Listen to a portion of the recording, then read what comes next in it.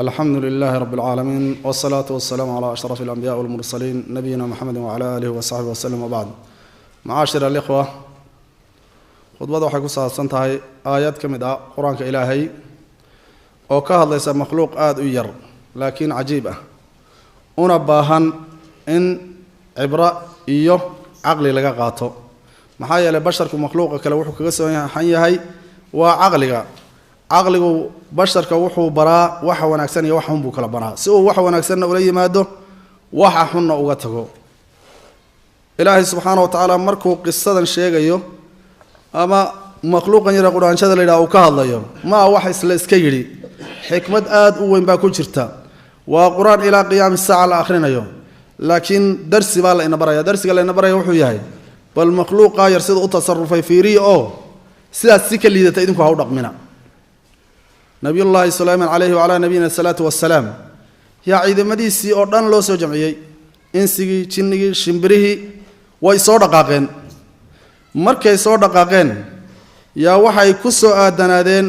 deegaan quraanjo ay lahayd.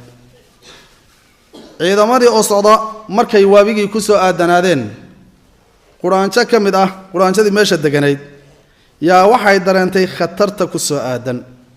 inay tahay khatar baabi'inaysa qoladan reer quraanjo la yiraahdo meeshan degan. ma ayna fadhiisanin oo ma aanay dhan kaligay maxaan samayn karaa laa hawla walaa quwwata illa billah waxaan maxaan ka qaban karaa maxaan aan badbaado meel ma aan ku cararo maya ma aysan dhihin waa quraanjo u fiirso. inta ay kari kartay waxa ah inay mas'uuliyad dareento suuragal ay tahay inay ummadda ku badbaadiso way dhawaaqday. quraanjada lama dhan madax bay ahayd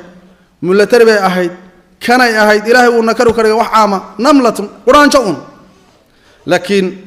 mas'uuliyad dareentay aad u culus oo ah reetolkeed inuu baaba ku soo socdo si ay markaa reetolkeed u badbaadiso way u dhawaaqday yaa ayyuhan namlu dkhulu masakinakum wa qalat namla quraanjo waxay yaa ayyuhan namlu dkhulu masakinakum warqaa quraanjo gurihiina ku carara cidna ma ayd nirsan sumcadiya magac ma aysan raadinaynin يعني مسؤولية أيضاً أنت وحويان إنك قرآن شذن أي بدبادس ادخلوا مساكنكم قريه النقلة ومحنو قال لا يحطمنكم سليمان وجنوده ورينا إذن بربون سليمان إذا مدي سبا ماشى صوق عليه أو صعده يينا إذن بابيننا كعررة إذن قرآن شذن ما حسب بس كلا عرر يقولوا دينا كلهم تان أون عيدا كي آت كوحب بنام ماشى أوصن تابنين سؤال با اسوي دين له هذا قرآن قوله ذي أي بدبادسين inagu markaan muslimiin nahay caalam islaami oo dhan si guud ahaaneed dhinac warba laga taagan yahay guri guri dawlad qaarad gobol guri guri baa loo duminaya oo loo baabi'inaya. dib ugu noqda caalam islaami waxa adduunka ka dhacaya hal dawlo oo galaama ku jirta iyo baaban adduunka ka dhacay maya waa qorshe degan oo loogu talagalay ummadan inaysan dhaqaaq yeelanin oo madaxa laga saaraado aan u noqono meeshan aan ka soo jeedno iyo jamhuuriyadda Soomaaliya 30 sano ay fooda la gashay inay uun fawdo ahaato isku dhex wareegto oo waxba uun ka qabsoomin wax kasto la isku dayana haddee cadow fara badan oo gacan tuglaynayo aad u tiro badan baa ku dhex jira ku suuro Soomaali leh iyo ku u shaqeynaya ku kala cadow ka sareeya intii kalena waxay ku soo urursatay لا حول ولا قوة إلا بالله ما دولتي هو رمبا سوكانة تجا ما قبان كرا واحد بدن أو بدن ما قبان كرا ونمدة إنكوا بدبادين كرا أو ودنا ده يقولوا بدبادين كرا لكن واحد إنك حق بتاعي أنيجا إيا أنجا إنك حق بتاعي أنيجا إيا أنجا أنت واحد أصلا مليهن قرشة أنت كجود بسنة مليهن واحد كم مشغولي آخري أدونك واحد منا بنفع الناس علينا أنت نبضن أو واحد ليري واحد مغلي وعلى الشيء هكذا وبالله التوفيق. إذن هذا القرآن شذا يرتي أي حنبارت همي يوال بهار كأمة دادي أدو إنتين لك بعد أمة كول بهار إسا بلشدن إنتين لك بعد كحنون سنة إسا بلشدن أباراه قدام ماضي دمشق يديك يرصاص قدام ماضي كلا يعق قدام ماضي كلا دلام بابا يولي أبي ويدي أيسان سهينين إنتين لك بعد كول بهار تا مايا والبهار كأنه وحوب بدين كل جين ترى جناح سجى يسوي هاي شغلة ميان كبح مسان سوادن islaanta iyo xaaladooda maxay tahay carruurtii maxay tahay intaasaan ku wareegnay sidaa darteed wixii dhimanaya iyo wixii dhaawacmaya iyo wixii baaba'aya dad yar oo aad u yar baa laga yaabaa inuu dareenkaasi ku jiro tusaalena waxaa kuugu filan bal idinku waxaad tagtaan maqaaxyahan aan ku shaahayno ummaddu maxay ka sheekaysataa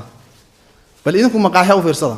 waxyaabaha qariibka waxaa ka mid ah ummadda idil xitaa wax ma akhrido bal intaad maqaaxyaha gashaan soo arka hal nin oo xitaa jaraa'id gacanta ku wata iska dhaaf kitaab iyo buug u akhriyay inuu wata iska dhaafay ummad aan wax akhrinayno oo wadciga xaaladda caalamiga aan la soconaynina hadda maalinba meel unbaa laga soo geli waa la baabin waa lagu ciyaari waxaa laga yaabaa ruuxu inuu 3 saac 4 saac uu kursi ku fadhiyo oo kulba kooshaahid dalbado uu biyo dalbado uu ka hadlayo un Sheekh Hebel waxa la siiyay wasaaraddaas oo anaga maxaa noo la siin waayay waxa laga yaabaa dawlad idil in loo baabi'iyo Sheekh Hebel meesha kama dhex muuqdo wasaaradda Sheekh Hebel baa lahaa kanay ahayd inta in ummadoo dhan loo baabi'iyo laga yaabaa wixii la waday la isku dhoodhoobay dhan in inta lagu baabi'iyo laga yaabaa oo ah maslaxa shakhsi ah maslaxa qoys ma quraanshada inaga aqli badnaatay ummadeedii badbaadisay inaan ummadeena badbaadino maxay noo diiday waa qariib idan hamiga aan xambaarsanahay waa hami aad u xadidan ciriiri ah meel soko ku jira oo albaabkaaga ka dambeeyo ah aniga iyo annagadaasna maaha annaga weyn oo muslimiin ah markaad ugu sarrayso waa Reer Hebel intaasaad ku oodan tahay taasna ummadda islaamka iyo dadka ilaahay rumeeyey hawl loo dhiibtay baa jirto ah inay dhulkan ay khaliif ka noqdaan dhulkan asal ahaan islaamka iyo iimaanku inuu ka taliyay ahayd gaalnimadu daari iyo wax dib ka yimid bay ku tahay asalku waa iimaan iyo diin sadarteed nabiga sallallahu alayhi wasallam wuxuu leeyahay kullu mawlidin yuladu ala alfitra ruux kastoo la dhalay islaamnimadu ku dhasha laakiin labada waalid un baa leexisa asalka koonkan marka waa inuu islaamka asal u ahaado laakiin markay islaamkii ay ku mashquuleen xuduudo mustanaca oo loogu talagalay inay waligood ku dhamaanin iyo war aan jirin oo midba dhegta gooni wax loogu sheegayo yaa waxay noqdeen waxa taladooda laga goynayo guryo kale iyagoo iyagii nool guryahooda taladooda waxa laga goynayaa meelo kale laga soo goyn meelo kale laga shaqeyn qiblooyin kale laga soo abaabuli ninkii cadawgaaba wuxuu ku leeyahay adigaa sax ah walaalkaana wuu khaldan yahay haduna waxa leeyahay runtaas sidaa sheegtaa sax halkaasaan gaarnay cadawga wacdowsanay leedahay yaa war ku sheegay adoog inuu cadawga yahay laakiin dacfka ku haysto wuxuu keenay inaad dareemin inuu cadow ku yahay cadawgu markuu dareemo inaad wax noqonaysana awood kasta wuxuu ku bixin inuu intuu ku soo dhaxgalo oo madax isku ka dhufto waana fikrada ay qaateen oo ah farriq tasud kalage oo xukun farriq tasud taasana inagu socota mudada inta la eg ahibati fillah kadib quraanshadaas waxay tiri la yahdimannakum sulaymaanu junuudu wa hum la yash'urun ufirsu wa hum la yash'urun isla markiiba ma indhin way idinku soo diileen u kasbay idinku soo diileen waxay tahay Sulaymaan iyo ciidankiisa way bariyaashay waxay tiri wahum la yash'urun iyagoon dareensanayn inay idin burburiyeen ma dareensanaanayaan oo way iska socdaan way bariyaashay innaguna waxaan gaadhnay xad aan dadka niyooyinkooda aan ka hadalno oo nidhaa waxaasuu rabaa iraadadii waxaasuu rabaa waa wax niyo ku jira sifadaasna الشيخ محمد بن عبد الوهاب كتاب كيس مسائل الجاهلية ومركو كان لي مسألة بقول إيا لما مركو مريي وحو قدر مسائل الجاهلية إن عددك النيات كودا الاتهام أولي لا وحاسو جدا شيخ ابن السلاس وجدا وحاسو الربا محوق قبطي كان مويالو جمع فلان ما يكينياش ماذا دورك أنت أريد أدو محان أمد وقبنا ونص مايني مركان هبل أنصارنا ون هبل كان الله إنه يعني ربما إنه نروح يسوي هبل كل دقال مايا oo hebel ula qastay inuu ila waxaan qaban oo uu muujiyo maxaasin waraaha makaamin daahirka waa maxaasin iyo wax wanaagsan laakiin waxyaabo kale inay qorsan yihiin laga yaabo idan waxaan ku mashquulay inaan maanta oo dhan istuumaysano oo hebel la tuumaysto oo hebel la tuumaysto oo kan la yiraahdo oo wax lagu mashquulo inta aan sidaa nahayna aayar baa tartiib la inoo goosan tartiib la inoo goosan wala inuu maalinta damana inagu waxba aynu ma soo istaagayna hadda korra muslimiinta way ku dhacday haddana way inagu socotaa meelaha ugu badan ee ummadan waliba khaasatan mujtamaca Soomaaliyeed dibkiisa meelo badan oo kamid laga abaabulana waa meeshan iyo caasimadan aan ku noolahay inta ugu badan ee abaabulshana waa shakhsi dangaar ah ama daqoysle oo meelahan jooga ama dibad koraa jooga ama Nairobi ha joogo ama meel kale ha joogo sadarta ahibati fillah yana quraanshada ka aqal xumaan quraanshada muwaasafaadkeeda waxa kamid ah ajiib weeyaan waxay leedahay nafurid bay leedahay مثلا markay webi talaabayaan iyada jisri iyo bridge iska dhigato isku gudubta inna way ku dhimataa inna way badbaadaa waan fiicanahay maalmahan oo markay xaalad dhibaato iyo abaaro dhacaan aad baa loo fiican yahay ilaahay dadka wax la baxa wax ka khayr badan ha ugu bedelo hana ka abaal mariyo sadaqa maqbuulana Allah ka dhigo laakiin markay reebel soo gaadho markay reebel iyo hoos loo soo dago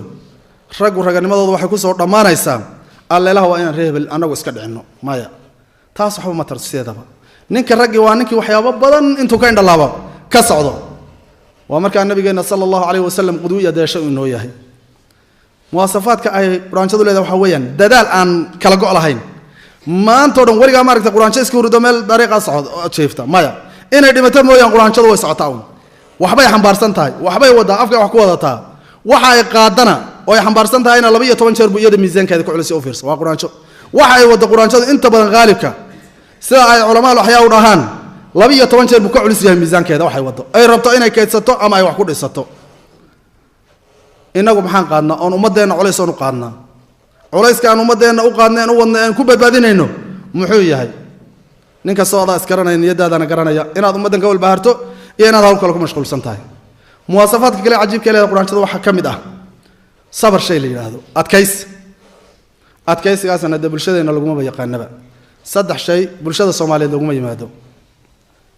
adkaysina laguma yaqaano nidaamna waaba sidaan aragnaa nidaam wax la yiraahdana sidaan aragnaa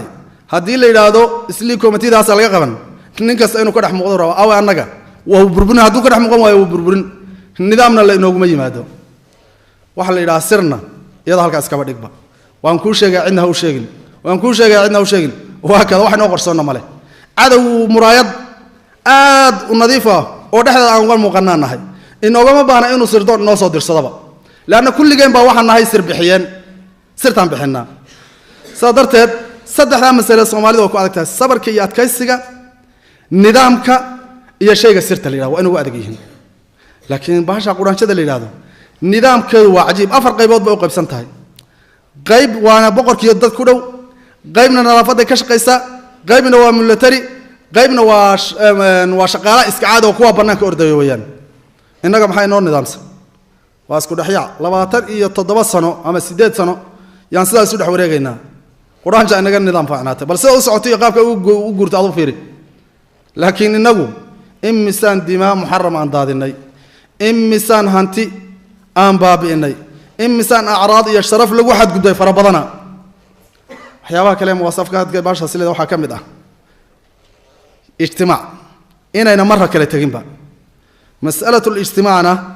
waa qawaacid islaamka waa weyn bay kamid tahay laakiin meel baan iskaga tuuray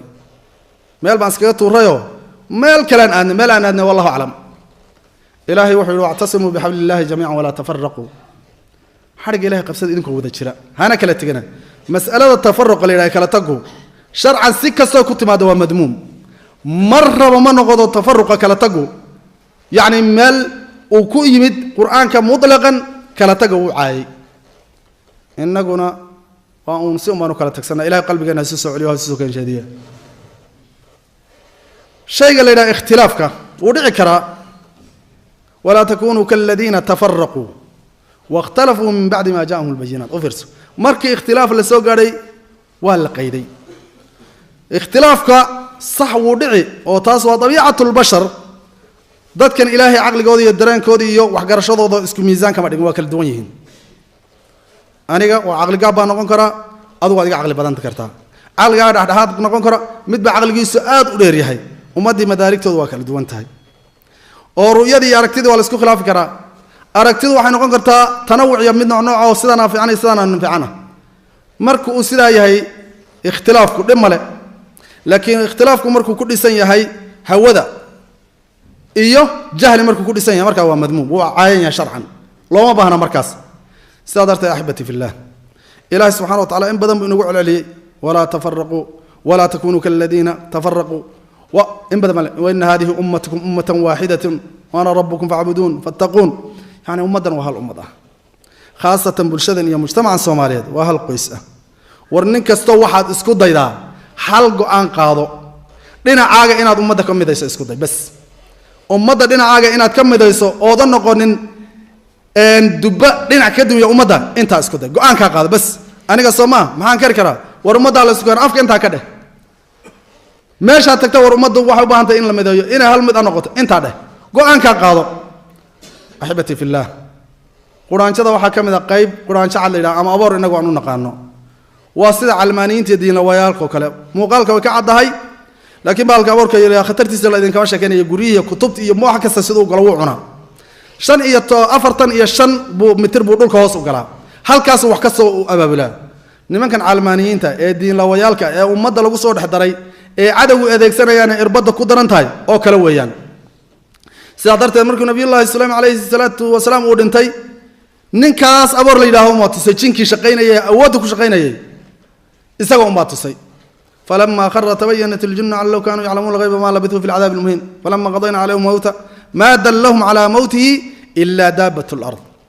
ushi u ku taagna soo soconayso warkeedan aad uma fana abarko hoos wax ka wada almaaniinta yadiin la wayalkuna waa sidaas ummadan inay baabiyaan baqasho ah sadarta waa inaan ku baraarugsanaa cadawga suuradeena leh ee afkeena ku hadlaya ee cadow shisheeye uu soo adeegsanayo oon garanaa in ummadan ay mustahdaf tahay oo loogu iyada la rabo in la baabiyo waa in nin kasta uu isku dayaa dhinaciisa inuu ummadda ka dhiso wanaageedana ka shaqeeyo allahumma rabbana aatina fid dunya hasana wa fil aakhirati hasanatan wa qina adhaban nar allahumma inna nas'aluka ridaka wal janna wa na'udhu bika min sakhatika wan nar اللهم أرنا الحق حقا وارزقنا اتباعه وأرنا الباطل باطلا وارزقنا اجتنابه اللهم إنا نسألك رضاك والجنة ونعوذ بك من سخطك والنار اللهم إنا نسألك رضاك والجنة ونعوذ بك من سخطك والنار اللهم اغفر لنا ولإخواننا الذين سبقونا بالإيمان ولا تجعل في قلوبنا غلا للذين آمنوا ربنا إنك رؤوف رحيم اللهم اغفر لنا ولوالدينا ولوالديهم ولمن كان له حق عليهم وعلينا ولجميع المسلمين والمسلمات والمؤمنين والمؤمنات الأحياء منهم والأموات برحمتك يا أرحم الراحمين اللهم صل على محمد وعلى آل محمد كما صليت على آل إبراهيم إنك حميد مجيد اللهم بارك على محمد وعلى آل محمد كما باركت على آل إبراهيم إنك حميد مجيد